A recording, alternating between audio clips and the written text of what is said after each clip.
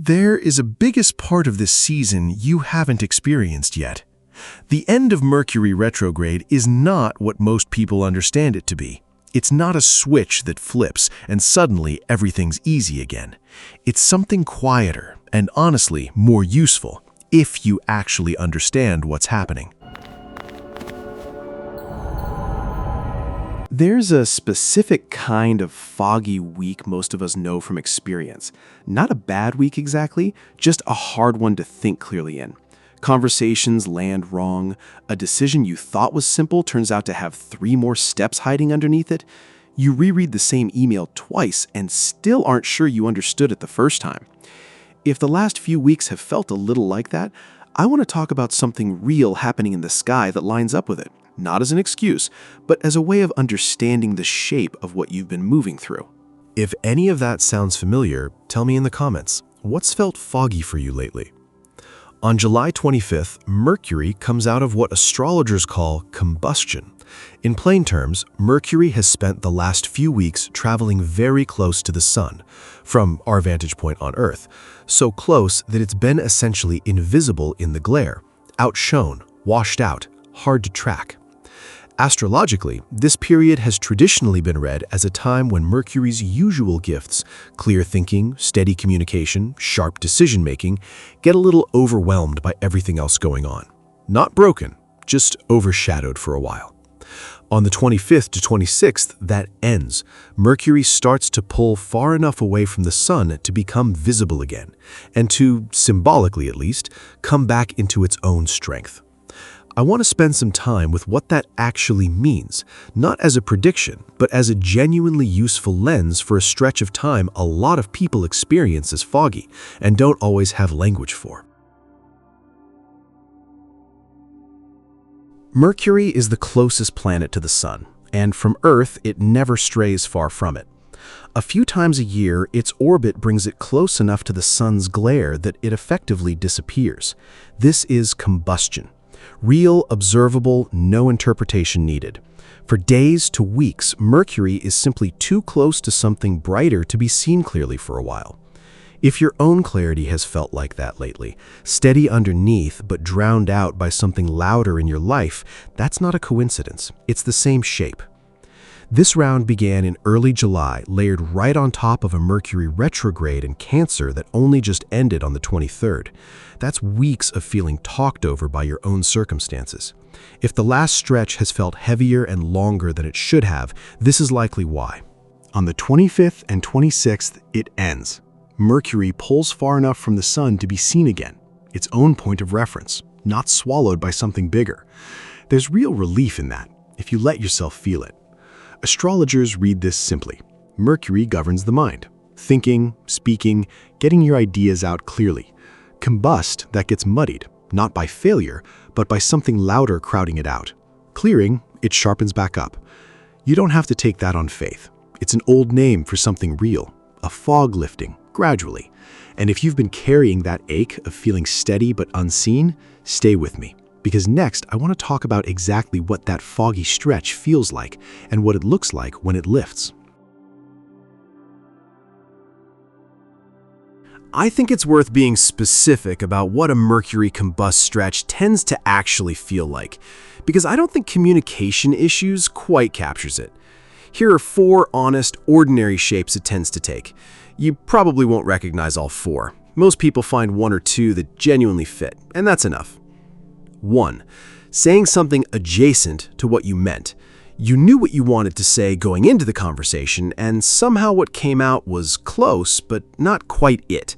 Not a big misunderstanding, just a small gap between the thought and the words, one you noticed right after you spoke. 2. Rereading the same message more than once. A text, an email, a comment, something short enough that it shouldn't need a second read, and yet you gave it 3, trying to pin down a tone that kept slipping. 3. The almost done project that stayed almost done. Not because you're not capable of finishing it, but because one small decision in the middle of it hasn't resolved yet, and everything downstream of that decision has been waiting. 4. Thinking a half step behind where you need to be. A specific kind of tiredness, not sleepy, just slightly delayed, like your thoughts are arriving just after the moment that needed them. None of these are a character flaw, and none of them mean you're falling behind. It's a very normal, very human experience of trying to think clearly while something loud is happening nearby. Whether that something loud is a genuinely busy season of your life, or, if you want to use the symbol, the sun's glare drowning out Mercury's quieter signal. What tends to change as Mercury clears combustion isn't dramatic. It's usually smaller than that. A conversation you'd been avoiding suddenly feels manageable to have. An answer to a question you'd been circling for weeks just arrives, unforced. A project that had stalled picks back up, not because you pushed harder, but because the specific piece that was stuck finally comes loose. If you notice anything like that over the next week or two, it's worth trusting rather than dismissing as luck. Clarity that arrives quietly is still clarity. Traditionally, the emergence from combustion is considered a decent window for the ordinary business of thinking and communicating. Here are 4 specific grounded ways that tends to show up. Not predictions, just reasonable places to point your attention if you're looking for one. 1. The conversation you've been putting off. Not necessarily a dramatic one, just the one you've been rehearsing in your head on the drive home or right before you fall asleep, instead of actually having it out loud. Maybe it's telling someone how something they said actually landed. Maybe it's asking for what you need instead of hoping it gets noticed. The words haven't felt ready before now, not because you didn't know what you meant, but because your own thinking hasn't felt steady enough to trust them out loud. That's the part that's shifting. 2. The email or message sitting in drafts. The one you've opened, rewritten, closed again without sending more than once. Maybe it's a boundary you need to set with someone, a follow-up you've been avoiding because you're not sure how it'll be received, or something as simple as finally answering a question you've been letting sit unread. It never quite felt like the right moment before. The words kept coming out either too sharp or too soft, never the version that actually said what you meant. This week tends to be kinder to that kind of writing. 3. The decision you've been sitting on. Not because you don't know your own mind, but because you didn't trust your thinking felt clear enough yet to act on it and stand behind it. Maybe it's something as ordinary as which option to take on a smaller choice you've been circling, or as personal as deciding how much of yourself to bring into a relationship or a room. The indecision wasn't weakness, it was your own signal that the moment wasn't right yet, and that's a different thing than being stuck forever. 4. The small, stuck piece of a bigger project. Not the whole thing, and not a demand to suddenly finish everything at once. Just the one part. A paragraph, a conversation with a collaborator, a single decision buried in the middle of something larger that's been quietly jammed and holding up everything downstream of it. You've probably known exactly which piece it is the whole time. It's usually smaller than it feels from the outside, and it's usually the one thing that, once it moves, makes the rest move with it. I'd add one honest caveat here, because I don't think it's fair to skip it.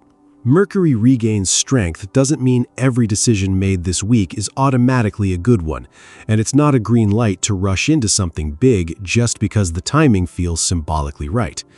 If you've got a genuinely major decision in front of you, a job, a move, a relationship, it's still worth giving it the same care you'd give it any other week. These 4 are the smaller, stuck stuff, the things that mostly needed your thinking to feel clear again, not a leap of faith. If there's something you've been avoiding simply because you didn't trust your own head to handle it well, this is a reasonable week to try again.